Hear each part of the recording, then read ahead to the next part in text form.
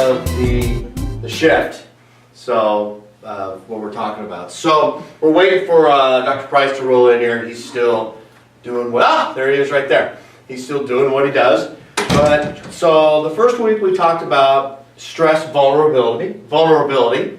Last week we talked about stress resilience. Now today we're going to talk about essentially the paradigm that we're shifting to. And that paradigm is the adaptability focused paradigm. Now I would love to say we would take credit for that, but that would be false because that's from our good friend Dr. Rob Sinnott, who I give him all the credit for that. Should we give him credit for that? Yes. Without a doubt. But you know, Dr. Rob put together a textbook here of human adaptability that, I mean, ladies and gentlemen, this is where the paradigm should go. Because it's not about disease name or stuff like that. It's about adaptability. That's what it comes down to. So we all together, we decided, oh my gosh, we better get serious about this, right? And so we all, Dr. Claggett and Amanda and Angela and I, we met this morning. We sent these, Dr. Frank Core, Dr. Price notes. But we like, man, if it's time to get serious. So do we all got notes? Yep. Notes? No. We all actually put together notes for this because we decided something that we don't normally do here at Chiro World. We're starting to plan stuff. I know, we're getting serious. But I think it is serious because what's unfortunate with the state of healthcare today, which I think is really weird, and I think I see chiropractic fall under that. You don't get sick until you get to name the disease, and I find that really unfortunate. You know, you're healthy until you get to name the disease. Well, in the adaptability focused paradigm, it really doesn't matter whether you're healthy or you have a named disease. It's all about your body's ability to adapt. And so we have an order of what we're going to do here and work our way around what we're going to hit on this paradigm. So we're going to start off with Miss Amanda, right? Yes. Okay.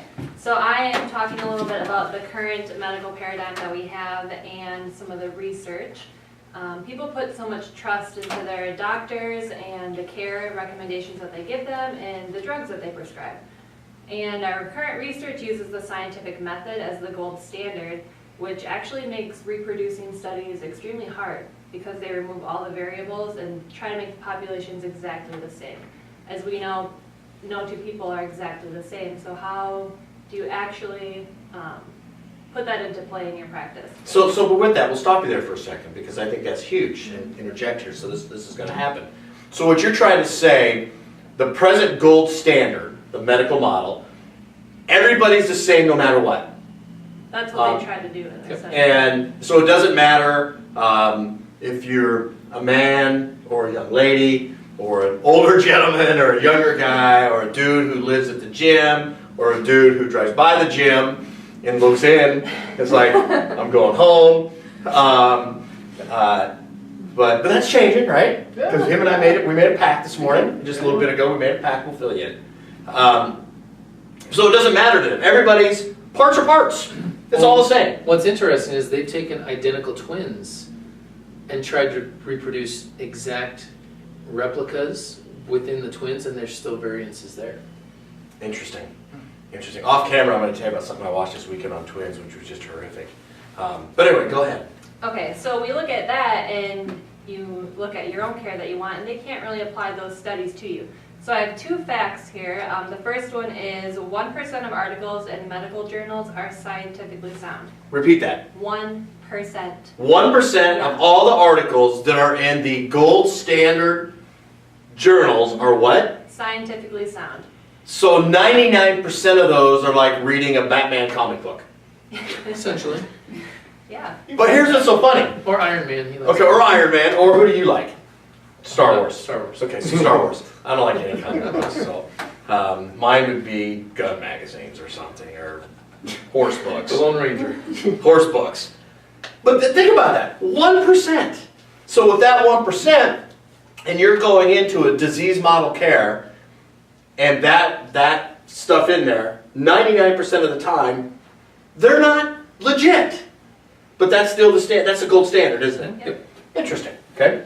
So then after that, If you only 15% of medical interventions, so the drugs that you're getting prescribed to you pretty much, are supported by solid scientific evidence. So 85% of the time, You pretty much become a guinea pig. You are the research. so what you're doing, 85% of the time, you're paying right away for the research and then even paying down the road. Yeah. Yep. So when you look at that. Wait, you got something? Yeah. So this year, the flu shot is 10% effective. So they're actually lowering their standard. Which means it's 90% ineffective. Got it. Wow. So here's what's interesting is, as everybody knows, this past week I lost my voice, which I think was a blessing to everybody sitting here. He found it. I found it. I don't know if that's a blessing or not. But when we were out of town last week, it was interesting because I was talking to somebody, and we were in a restaurant, and the guy's like, "Oh, did you get your flu shot?" And I was like trying to be polite, and I was like, "No, I did not." So he proceeded to tell me about everybody getting their flu shot, and his wife got their flu shot. I said, "And did she get the flu?" And he goes, "Yeah." And I said, "See, the shot worked." And he goes, "Well, how do you figure that?" And I was like, "Well, it's like in basketball. Do you love basketball?" Yes. He's like, "Yeah, if you take the shot and you make the basket, did the shot work?" Yeah. And he's like, "Yeah." I said, "So she got exactly what was supposed to happen. She took the shot, she got the Flu. shot worked." He really said, he goes, "Well, no, her doctor said, thank goodness she got the shot, because the flu would have been if she didn't get the shot." And I go, "And you believe that?" And he goes, "Yeah." And I said, "So what was his foundation to describe better or worse than that?" I said, "Was she puking like crazy?" He's like, "Yeah." Did she have diarrhea like crazy?" "Well, yeah." "Was she sicker than it?" "Oh, she's still sick." I said, "So how much worse could she be?" And that's exactly what we got. And he goes, "I never thought about it." I said, "So you bought into his crap." So anyway. Where's the gold standard for testing? Exactly. The gold standard is the guinea pigs. So carry on. Okay, so you listen to that, and then you look at those two facts that I just said, and then you look at our state of healthcare. We're in a crisis. So why do we continue to do the same thing over and over again? And that's where we're getting into the adaptability focused paradigm. We need to shift our mindset, and we need to start questioning the healthcare advice that we are given every day.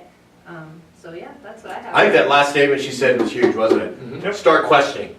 Instead of just, being led into blindfolded into a room and accepting. So start questioning. So. All right, so I'm also talking a little bit about the current disease paradigm, and their focus is on what outside interventions can be implemented to try and attempt to make a sick person well. And a lot of times those interventions tend to be their drugs, their vaccinations, their cutting, what can we cut out to help this sick person become well? And quite frankly, it's a failing paradigm. It's not successful often enough. So today we're here to offer you guys and talk to you guys about a paradigm that is successful and that is becoming more common and more known to more and more people. In 1982, was anybody born in 82? Thank you. All right, so how old were I don't even want to know. 4. But in 1982, I took a philosophy class in undergrad, and it was the philosophy of science. And I'll never forget this because we had this conversation in there, and they knew I was going to be a chiropractor. And so we led to this conversation that by consistently removing the appendix, over time, will the body eventually stop growing an appendix? And I was like, it's possible, because the appendix serves a purpose. And it's interesting, not knowing anything about epigenetics like we do now, my argument was like, it could happen because we're changing life. Eventually that's what they want to do. You can't remove something or add something, from the disease process on the inside. Am I correct? Mhm. So, done? Yep. All right, so then I'm talking about stress vulnerability. And essentially what this talking about is how vulnerable we are to stress. Stress impacts us differently.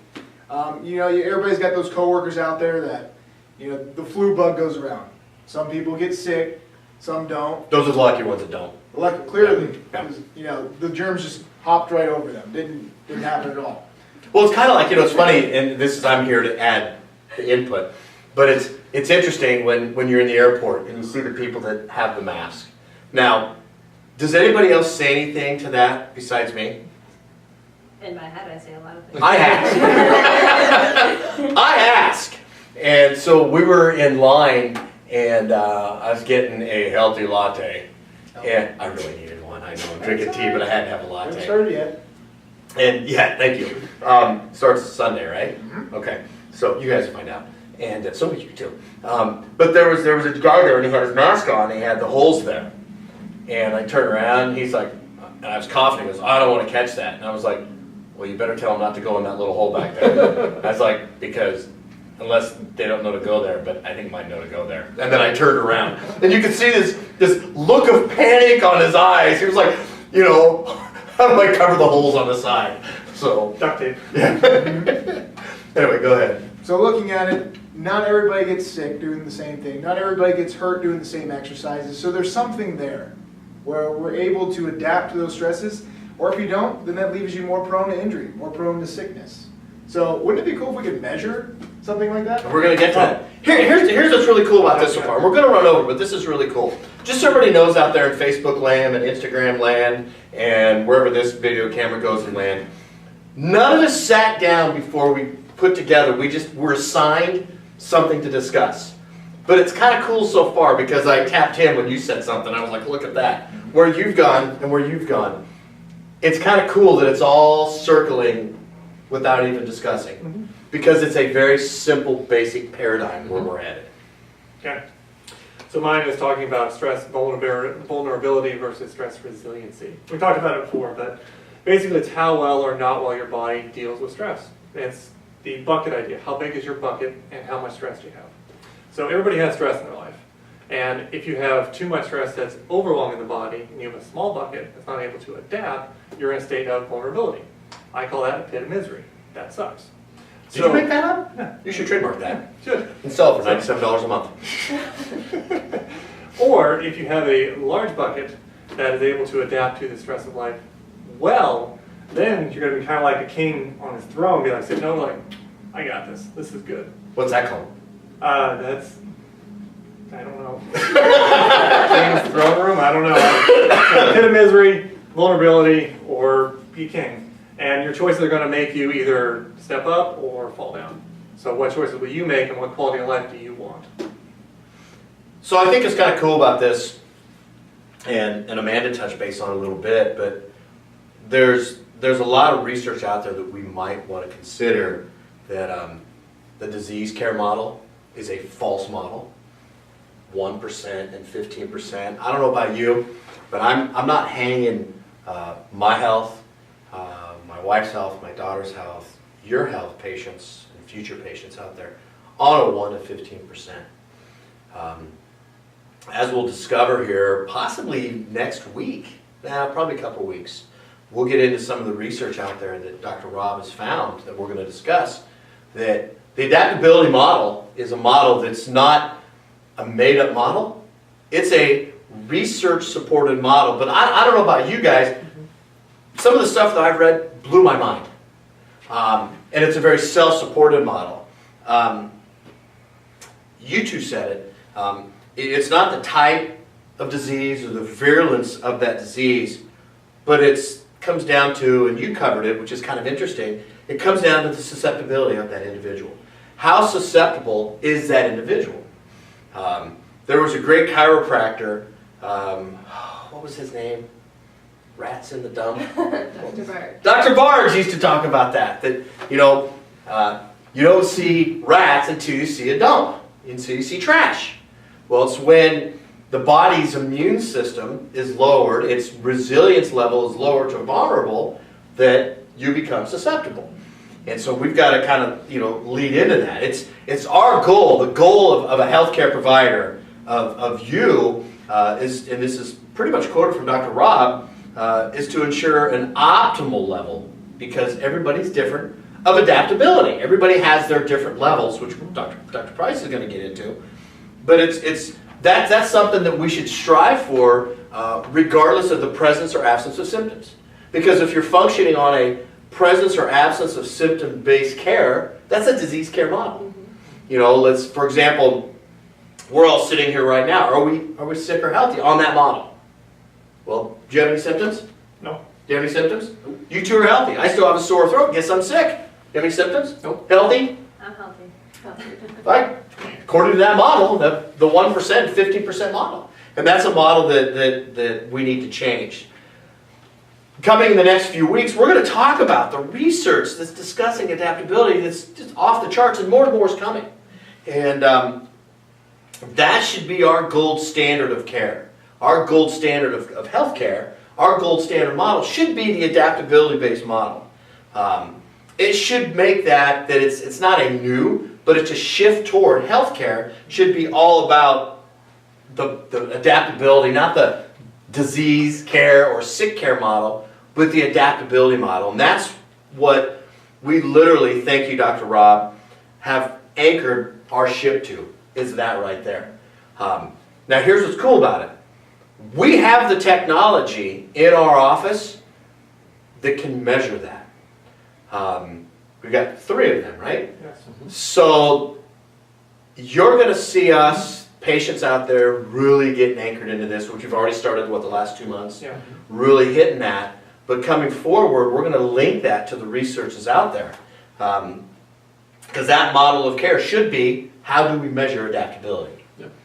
So we think about all the stresses that we have in our life. We're not going to have less stress tomorrow than we have today. Each day, each year, each month, as we go forward, we're having more and more stress. So our bodies, instead of growing stronger throughout our lives, as our body's designed to, most of us go through life as our body breaks down. So that if you were to ask a young kid, how old do they want to be when they grow up? Or how old do you think you'll live to? Most will only say maybe 50, 60, maybe 70 years old, because most of the people that age that they see, their bodies are broken down, they're sick, they're in wheelchairs, they're in homes, things like that. So they don't see the potential of themselves being able to live any longer than that, and they don't ever want to be in that same position.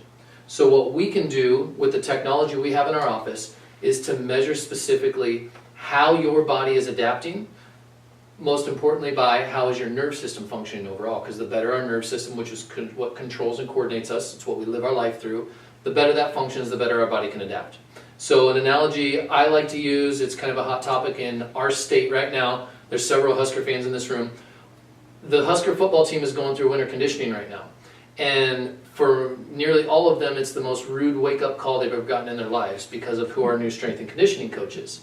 They are literally breaking their bodies down to build them back up so that they can, in the fall, adapt better than they did last year to the stresses that another team is going to put on them. And I'm using kind of terms on this, but their body is going to be stronger, faster, and be able to do things at a quicker pace and react faster by the things that they're doing right now. So what we do in our office is we figure out where your nerve system is not functioning properly at, help remove whatever disturbance there is there so your nerve system grows stronger and healthier. Now it can help your body start to grow stronger and healthier so your body can adapt much better to the same stresses you have right now and the new ones that you're going to have going forward tomorrow That makes so much and sense. the next day. So the stuff we have in our office, these are the simple scans that we use. I don't know if you can see this on these. These 3 parameters. Now, this one specifically here called heart rate variability is what measures your body's overall ability to adapt to stress. It's a simple way we can look at things to see, is your body within normal parameters or are you way outside the box? Then, based on our experience, our training, and the technology, we can figure out where the areas of stress are at in your nerve system and where we need to go to help correct things. Boom. So I know we went a little longer, and I promise next week we'll go a little shorter. But I think that the We'll try. Yeah, we'll try. But I thought that this one right here really was foundational. So watch next week. I promise we'll keep it about 7 minutes. But this one I think really needed to be touch base. It really will. So with that, we'll see you guys all next week. Please post your comments below too. All right? Thanks, guys. We're out of here. Done? I mean, that was, sadly, it was a long one, but there was a lot in there. A lot of good information. Yeah.